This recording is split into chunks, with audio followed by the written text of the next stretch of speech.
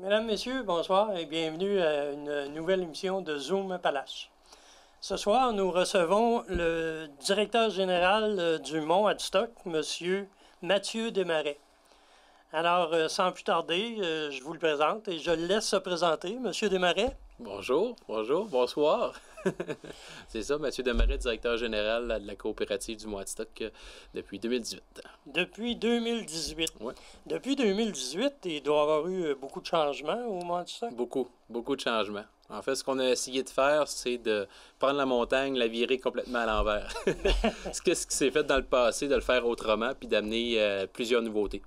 Et on a travaillé beaucoup l'image de la montagne afin d'aller rechercher le monde local. C'était notre but, en fait, en premier, c'était d'aller chercher le monde local pour qu'il y ait un sentiment d'appartenance. Et maintenant, on est rendu à la phase 2 qui est d'aller chercher les gens de l'extérieur. Je lisais récemment qu'il y a eu une nouvelle piste qui a été ouverte cet été. Effectivement, qui est en fait l'année passée, qui est la piste des jardins. Donc, c'est la piste familiale. Donc, à l'été 2019, on a travaillé pendant 2 mois et demi de temps à travailler une piste familiale que ceux qui connaissent la contour, ben, elle s'appelle la Desjardins. Fait que cette piste-là, qui est 1,4 km, descend avec un dénivelé qui est quand même assez relativement bien, pas trop abrupt comme nos autres pistes, parce qu'il faut le dire, le Mont Adstock, sa force est aussi sa faiblesse. C'est qu'on est expert. Fait qu'il y en a qui aiment ça, mais il y en a qui aiment moins ça. Fait que nous, il fallait s'adapter et aller créer une nouvelle piste familiale. Fait que ça a été fait l'année passée.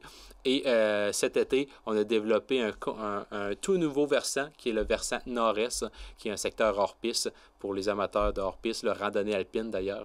Ben, ça va être ouvert dans le prochain mois. Puis ça veut dire beaucoup d'équipements qui ont été achetés cette année? A été acheté l'année passée. Cette année, on va continuer parce qu'on dit que le bon équipement, c'est des bonnes pistes, des bonnes conditions de glisse et naturellement le travail qui est plus facile à faire. Fait qu'on s'est doté l'année dernière de beaux canons à neige et des perches. Donc, il y a 2 types de canaux, en fait, que je pourrais vous dire, les ventilateurs et les perches qu'on appelle aussi des girafes. Donc, les perches, c'est à l'air, donc pas besoin d'électricité. Fait que c'est air et eau, et les ventilateurs, c'est électricité et eau. Okay. Mais ça fait de la belle neige aussi, mais les perches sont juste plus rapprochées et ça prend pas mal moins de temps à faire. Donc, on a fait ça l'année passée, on en a rajouté cet été, donc on s'enligne pour faire une belle saison d'enneigement. L'eau, ça vient toujours du lac à la truite? Effectivement. Donc, si on prend l'eau du lac du Golfe, quand le lac est vidé, on prend l'eau du lac à la truite. Donc, on a une pompe au lac à la truite qui amène au lac du Golfe et qu'on remonte dans la montagne. OK. Fait que c'est un peu de logistique, là, mais ça se fait quand même bien. Parce que là, avec des nouveaux canons en neige, ça prend plus d'eau? Ça prend pas nécessairement plus d'eau. Non? Non, parce que c'est selon nos pompes. On a des pompes qui donnent 800 gallons minute. Donc, nous, on ne peut pas aller au-delà du 800 gallons minute. Donc, c'est juste qu'on travaille différemment là, maintenant. Puis, l'étang du Golfe, ça appartient pas à la coopérative du Mont Adstock? Ça n'appartient pas, mais nos pompes sont là, ça nous appartient. Donc, okay. Nous, on a une servitude. Oui, on a une servitude, puis on a le droit de faire ça. Là. En fait, on est chez nous. Là. Voilà. D'accord. Mais avec la COVID cette année, vous allez avoir plus de monde ou moins de monde? Bien, ça, là, j'ai pas de boule de cristal. Ça, c'est sûr. Mais si on se fie à cet été, que le vélo de montagne a fonctionné à plein régime. Les sentiers pédestres, d'ailleurs, chez nous, les sentiers pédestres ont fonctionné à plein régime. C'est un minimum de 50 à 60 personnes par jour qui venaient. Puis ça, c'est la fin de semaine, on parle de 4 fois plus. Là. Je vous mens pas, j'étais présent. Alors, je me dis que ces gens-là qui se sont abonnés au plein air, qui ont commencé à faire du plein air, donc ils sont devenus des adeptes, bien, ils ne vont pas arrêter de faire du plein air du jour au lendemain. Ils vont continuer à en faire et ils vont faire du ski. Donc, ils vont faire du ski, ils vont faire de la raquette, ils vont faire du ski de fond. C'est tout ce qu'on offre. Donc, je me dis qu'il va y avoir un bel engouement pour la montagne. Puis présentement, si je regarde mes abonnements de saison, je suis en augmentation face à l'année passée. Donc, c'est très, très, très encourageant. Malgré qu'il y a un plan d'opération qui est mis sur pied avec zone rouge, zone orange. Zone rouge qui fait un petit peu plus peur pour nous particulièrement et non pas pour les skieurs parce que c'est moins de rentabilité pour nous. Mais zone orange, ben, c'est le ski comme on le connaît, mais avec une distanciation de 2 mètres et le masque. Donc, les gens sont habitués avec cette distanciation-là parce qu'ils le font depuis 6-7 mois. Fait que je suis pas trop inquiet là-dessus. Là. Vous me disiez hors onde que vous aviez acheté des espèces de robots pour tenir compte des abonnements sans avoir de personnel. Effectivement, ben on sait, même si on est une montagne intermédiaire, on n'est pas une petite montagne, mais on est une montagne intermédiaire, on va être reconnu comme une grande montagne parce que les Bromont de ce genre, les massifs de la Petite Rivière, les Offord, Saint-Sauveur, ont tous des portiques devant le télésiège. C'est quoi une portique? C'est des gates qu'on appelle. Okay? Avant de rentrer dans le télésiège, les gens ont leur carte, donc une petite carte RFID magnétique qu'ils ont juste ici. Ils passent devant la gate, ils tapent, la gate, le tourniquet se vire. Donc le robot fait la job de un, s'assurer que le billet est valide. De deux, la gestion de présence. De trois, on a toutes les statistiques, la provenance des gens. Donc, pour nous, c'est l'idéal. Il y a une raison pourquoi les grandes stations l'ont fait, c'est que ça marche, puis il n'y a pas de vol. Parce qu'on sait, il y a toujours un mythe là, qui dit que dans les stations de ski qui n'ont pas de portique, ben c'est facile d'aller skier gratuitement parce que personne ne regarde les billets. Qu'est-ce qui est vrai? Parce que des fois, tu peux avoir juste un billet d'une telle couleur, mais la date est différente, mais le monde ne le voit pas. Fait que nous, on s'assure que toutes les personnes qui vont venir skier à la montagne vont être payantes. Donc ça, c'est une belle nouveauté qui nous amène avec une billetterie en ligne. Donc, nouveauté cette année, c'est les gens vont devoir acheter leurs billets directement en ligne sur skiatstock.com avant de venir sur place. Donc, avec leur carte rechargeable, que j'aurais dû l'apporter, ils vont recharger directement de chez eux. Pas besoin d'aller à la billetterie sur place. Ils s'en vont directement au télésiège. Donc, ils sont environ 15 à 20 minutes de ski. Donc, c'est 2-3 descentes de plus. Mais il va y avoir quand même une vente de billets non, sur place. Tout se fait en ligne. Celui Donc, qui arrive, il n'y a pas de billet. C'est sûr, je ne vais pas le refuser. Mais c'est obligatoire, c'est d'acheter les billets en ligne. Okay. Nous, on va avoir une billetterie extérieure pour que ceux qui n'ont pas leur carte, oui, ils vont avoir acheté en ligne, mais ils n'ont pas leur carte. Fait que la billetterie va dire monsieur Patrick Labbé, oui, c'est vrai, vous avez acheté, voici votre carte. Et là, on leur dit, Patrick, gardez cette carte-là parce qu'elle est très précieuse, vous pouvez la recharger chez vous. Est-ce que ça veut dire qu'il va y avoir moins de personnel? Plus ou moins, parce qu'en tant que COVID, il faut avoir plus de personnel, il faut avoir plus de personnes qui lavent, il faut avoir la désinfectation des tables, des chaises, et il faut désinfecter ou le télésiège. Non, il n'y aura pas moins de personnel, même qu'il va en avoir plus. C'est juste que les gens vont travailler plus efficacement puis pour avoir une rapidité d'exécution très rapide. Mais là, ça veut dire pas de restaurant? Pour l'instant, pas de restaurant. Pour l'instant, en zone rouge, pas de restaurant, pas de bar. Par contre, je préfère de la nourriture take-out. Donc, les gens, pour ma cafétéria, mon restaurant, pourraient faire de la nourriture, mais les gens doivent manger à l'extérieur et non pas à l'intérieur. Okay. Ça, c'est possible. Même principe pour le bar. Je préfère un bar à l'extérieur, mais consommation à l'extérieur seulement. Donc là, on est en train de se demander qu'est-ce qu'on fait. On attend encore les prochaines semaines pour voir, on est-tu encore en zone rouge, zone orange, parce qu'on le sait, en zone orange, c'est comme le ski comme qu'on connaît, on a une restauration, on a le bar, et qu'on ne veut pas vraiment prendre une décision tout de suite, parce qu'on sait que ça peut évoluer. En fait, ça évolue graduellement, puis rapidement, de jour en jour. En fait, c'est le conseil d'administration qui prend cette décision-là ou ça relève du DG? Ça relève du DG, hein. Donc, le conseil d'administration de la coopérative du Mont Adstock, eux autres sont là pour financer. Puis moi, quand j'ai des gros... pas pour financer, mais pour regarder les finances. Et quand moi, j'ai des gros projets, je travaille le projet, je travaille. Quand je vois qu'il y a cet à pied, je leur présente. Voici ce qu'il y en a. Ça va coûter ça. Est-ce que vous embarquez? Fait que voilà. Fait que c'est comme ça un peu ça fonctionne. Okay. Il y a combien de membres sur... 12 administrateurs. 12 administrateurs. Exact. Desjardins est encore là? Desjardins, non, on n'est pas là. Il s'est retiré? Je crois que Desjardins était là dans le passé. Écoute, c'est avant mon arrivée. Mais je ne suis pas au courant. Là. Je ne pourrais pas vous répondre. OK. Ouais. Parce que finalement, financièrement, on sait que le Mont Adstock a eu de grosses difficultés. Mais là, ça semble être... Ça s'est rétabli. Ça s'est rétabli. À mon embauche, on m'avait dit, tu as 1 an, ça passe, ça casse. Okay. C'était ça. Puis je le voyais aussi. Là, écoute, il ne faut pas le mentir. J'avais des comptes à payer, puis des comptes fournisseurs à payer assez énormes. Puis je me dis, il faut que ça passe. Hein, parce que si ça passe pas, puis ça l'a passé. Il y a combien d'employés? On a au total 58 employés. Hein. 58 ça, c'est employés. Il y a des saisonniers. Oui, saisonniers. Saisonniers puis temps plein. Temps plein, on est 3 temps pleins, puis le reste, c'est saisonnier. Là. OK. Juste pour revenir aux finances, parce que c'est important ce qu'on parlait, là, il faut que tout le monde soit au courant, c'est que oui, ça allait pas bien dans le passé. Là, on est en redressement. On était en redressement. On est sorti du redressement. On a augmenté les revenus de 73 dans les 2 dernières années. Donc, c'est qu'est-ce qui est très, très bon. Puis, il faut que le monde le sache parce que le mot à stock, oui, tout le monde disait c'est mort. Mais maintenant, c'est plus mort. Il y a une nouvelle ère, une nouvelle vague. Puis, on le voit parce que les gens reviennent à la montagne. Puis, ça paraît beaucoup. Beaucoup de nouveaux adeptes. Beaucoup de nouveaux adeptes. Justement, je suis content que tu le dis parce que dans les dernières semaines, on a augmenté de 74 abonnements de saison face à l'année dernière. Donc, c'est très, très bon. Il y a eu, l'année dernière ou peut-être là quelques années, une entente avec d'autres montagnes les gens pouvaient acheter un billet, puis ça lui donnait droit d'aller à une montagne ou à l'autre. Dont le mont Adstock, évidemment.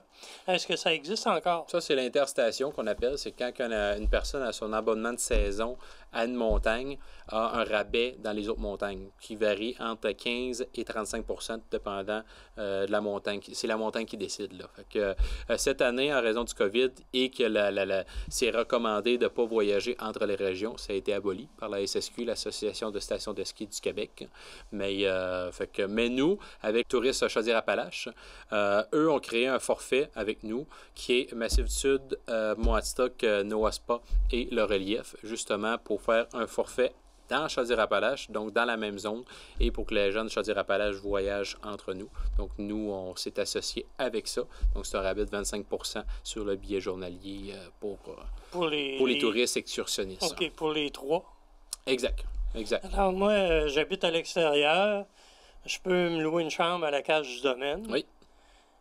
Est-ce que je suis obligé d'être à la cage du domaine? Non, vous pouvez être un peu n'importe où, mais on suggère la cage du domaine parce que pas mal tout là. Puis on sait la beauté, hein? On sait la beauté de... L'escapade est là. Oui, l'escalade. L'escalade, oui. Puis le NOASPA aux côtés. Exact. Alors, un voyage qui peut se faire, c'est pour aller à l'autre montagne. Massif du Sud. Fait que là, il y en a qui peuvent louer un chalet au parc de la Massif du Sud. Puis voilà. Fait que le forfait est lancé. OK. Mais en fait, dans le forfait, il y a 3 choses dans la région, puis une à l'extérieur. Exactement. C'est ça. On voulait vraiment miser sur la région ici parce qu'on sait ce qu'on a, hein, ce qu'on a à offrir. La NORA, c'est génial. Le relief et la cage du domaine et nous, on travaille tous ensemble. Donc, il faut que les gens de l'extérieur le voient. Là. Alors, c'est le ski dans la journée, le spa en soirée. Ouais. Puis le lendemain matin... un petit message le soir, puis après ça, le lendemain, l'escalade. Tu t'en vas monter. Tu vas monter l'escalade. Peut-être tu vas aller faire un autre massage après ça, tout dépendant comme ça l'a été. Peut-être. Et puis, dans toute organisation comme celle-là, ben, ça prend des bénévoles. Est-ce que vous en avez beaucoup? Oui, beaucoup. Qui skient dans la montagne pour aider? On a beaucoup de bénévoles passionnés qui s'impliquent, que ce soit pour ranger les cases, que ce soit pour aménager l'intérieur, l'extérieur, pour couper, débroussailler. Écoute, on fait toujours 2 à 3 corvées de débroussaillage durant l'été, l'automne, puis c'est en moyenne 15 personnes, 15 bénévoles qui viennent nous aider à débroussailler les pistes. Donc ça, là, c'est un travail qui est très, très dur, mais les gens y croient beaucoup, puis ils viennent nous aider parce qu'ils savent que si les pistes sont bien coupées, bien, la neige va tomber et ça va être génial. Donc, ça va être des belles conditions de glisse. Là, justement, c'est le fun que vous en parlez parce qu'on recherche encore d'autres bénévoles passionnés qui veulent nous aider pendant qu'on est ouvert. Dans le sens qu'on a besoin de quelqu'un à l'information. Exemple, que c'est un skieur, mais il y a juste un dossard information. Fait que s'il y a une personne de l'extérieur qui ne connaît pas la montagne, il va aller voir cette personne-là, il va poser la question. Donc, on veut avoir des bénévoles passionnés, motivés, qui ont un sentiment d'appartenance très, très bon, justement pour aider les touristes. Que ce soit pour mettre une bûche dans le poêle, que ce soit pour gérer la capacité. On veut avoir plus de bénévoles et on donne des cadeaux pour ça, là, dans le sens qu'on y va par groupe par jour. Si vous faites 10 jours de bénévole, ben, tu as 15 sur ton prochain abonnement de saison. Si tu fais 15 jours, ben, tu as 25 Si tu fais 20 jours, tu es à 50 Fait qu'on dit, plus que vous êtes bénévole, ben, plus qu'à la fin, ça va être payant pour vous. Donc, je pense que ça va fonctionner. Jusqu'à présent, je l'ai lancé avant-hier. Et il y a eu déjà 6 personnes qui se sont montrées volontaires. Ouais. Donc, je pense que ça va être un beau succès. Ben, pour désinfecter les tables, entre autres. Exactement. Désinfecter les tables, pour ranger les sacs, pour aider à la cafétéria, aider Chantal au bar. On en a de la job, là. On en a. Pour la location de ski aussi. Non, la location, c'est plus... Est-ce que vous allez avoir le droit cette année? Oui, ça a été annoncé. On va avoir la location de ski journalière et saisonnière, ce qui est très intéressant parce qu'au départ, c'était pas autorisé. Puis ça nous a mis une petite douche d'eau froide parce qu'on sait que c'est une belle rentabilité d'argent. Donc oui, il va y avoir de la location.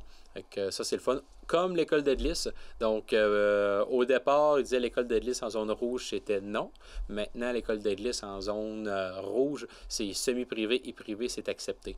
Donc, c'est intéressant là aussi. C'est quoi la différence entre semi-privé et privé? Privé, c'est c'est une personne. Donc, l'enfant est avec le moniteur. Semi-privé, c'est 2 personnes avec le moniteur. Fait que il y a une bonne différence quand même parce que, tu sais, ça dépend du jeune, là, mais le semi-privé, c'est bon. C'est très, très bon. Là. Puis sinon, on a le cours de groupe, que là, c'est un moniteur et un aide-moniteur pour 8 enfants. Mais ça n'aura pas lieu. Ça n'aura pas lieu si on est en zone rouge. Si on est en zone orange, on va être correct. OK.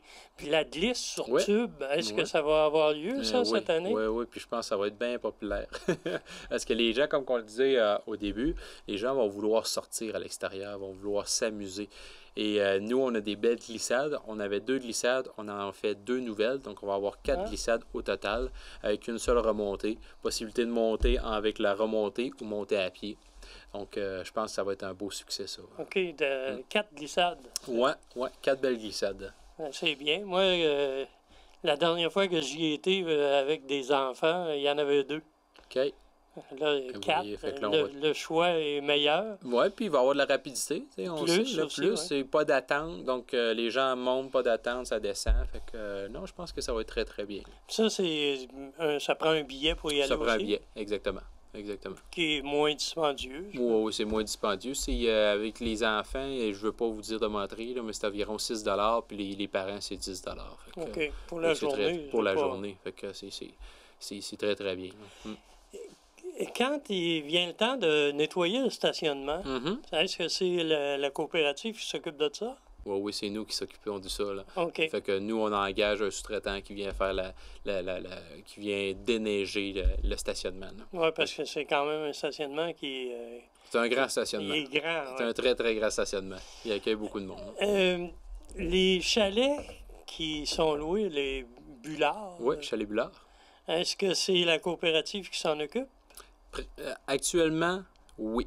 Donc, c'est une nouveauté pour cette saison. Nous, ce qu'on a offert aux propriétaires de Chalet Bullard, c'est donnez-nous la gestion. On va gérer les réservations. Comme ça, on va être capable d'offrir plusieurs services.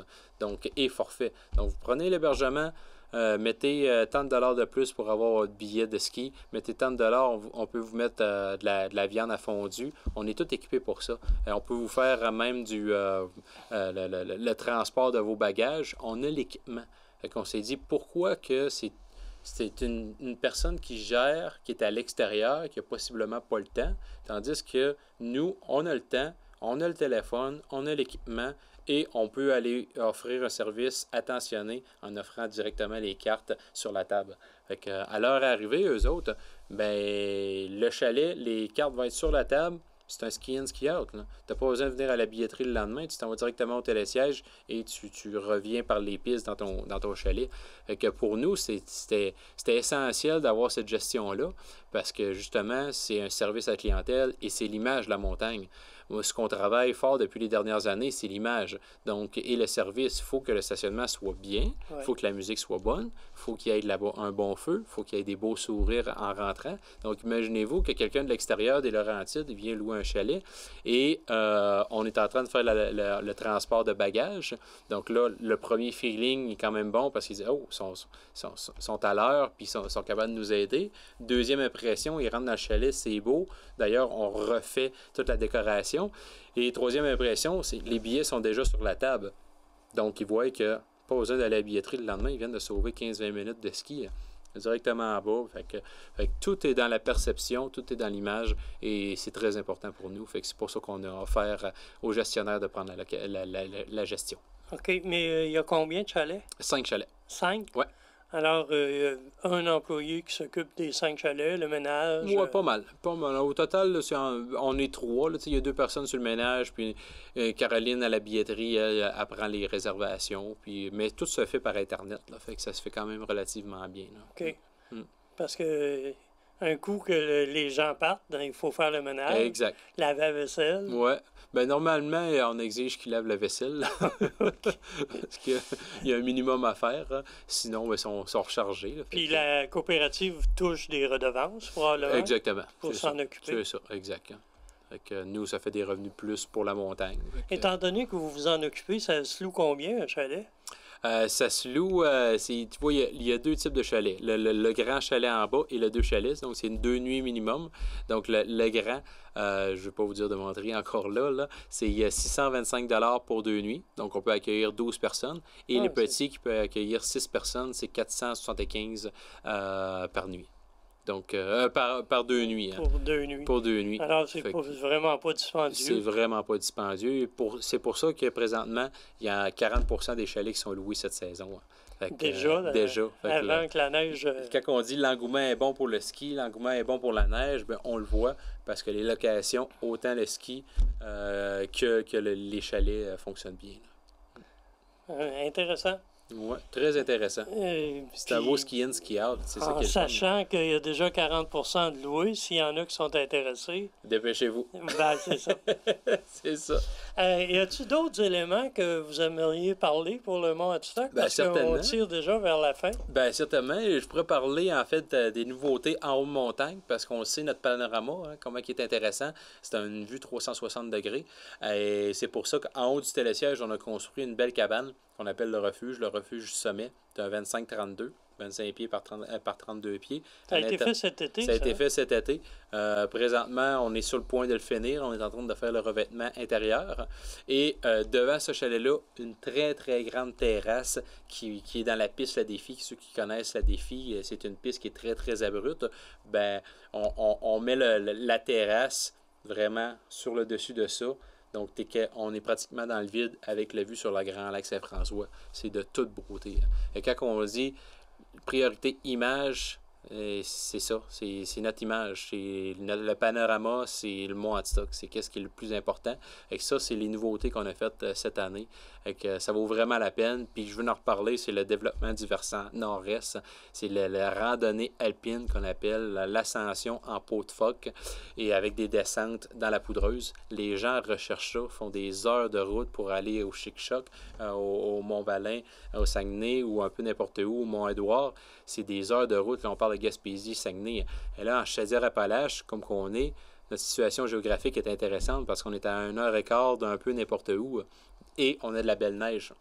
Et qu'on pense qu'on va avoir plusieurs nouveaux adeptes de ce sport ici. Là. Cette poudreuse-là, vous la faites? Non, c'est de la neige naturelle. Toute naturelle. Le versant nord, ça donne. Exact. Le nord-est, c'est là qu'on reçoit toute la neige. Le soleil est au sud, hein, donc la neige, elle reste, elle ne fond pas. Elle reste très, très, très longtemps. Je ne vous mens pas, c'est à peu près un 7-8 pieds de neige qu'on reçoit par année. Donc, il n'y a pas d'entretien mécanique qui se fait là non plus? Non, non. Nous autres, cet été, ce qu'on a fait, c'est juste un sentier d'ascension. On l'a mis quand même assez large pour que les gens voient c'est où. Mais après ça, c'est faites votre piste. Fait qu'en principe, les gens prennent le Mont-Siège, puis ils arrêtent au refuge avant de redescendre. Oui, c'est ça, c'est ça. Ben, justement, il y a 2 choix pour la randonnée alpine. Soit tu pars d'en bas et tu montes jusqu'en haut. Donc ça, c'est à prix à 15 $. Sinon, à 20 $, tu prends le télésiège une seule fois, tu montes en haut, tu arrêtes au refuge pour prendre quelques photos et tu t'en vas dans le versant nord-est et tu reviens. Mais je crois que le refuge va être populaire va être très populaire cet hiver. Mais comme en bas, il n'y aura pas de service là pour cette année. Tout dépendant de la zone. Si on est en zone orange, on va faire un bar, on va avoir de la nourriture à l'intérieur, donc il n'y a pas de problème. Mais si on est en zone rouge, ça va être juste un refuge. Mais c'est prévu qu'il y aura une restauration là. Exact. Ouais. Fait que ça va être très intéressant. Bien, Monsieur Desmarais, un gros merci. J'espère que les informations qu'on a recueillies ce soir vont être partagées. Et puis, les gens peuvent toujours vous appeler. Certainement. Alors, mesdames et messieurs, c'était M. Desmarais, le directeur général du Mont Hadstock, qui est toujours disponible à répondre à vos questions et vous invite cette année particulièrement à sortir puis à aller faire du ski. Alors, merci et à la semaine prochaine.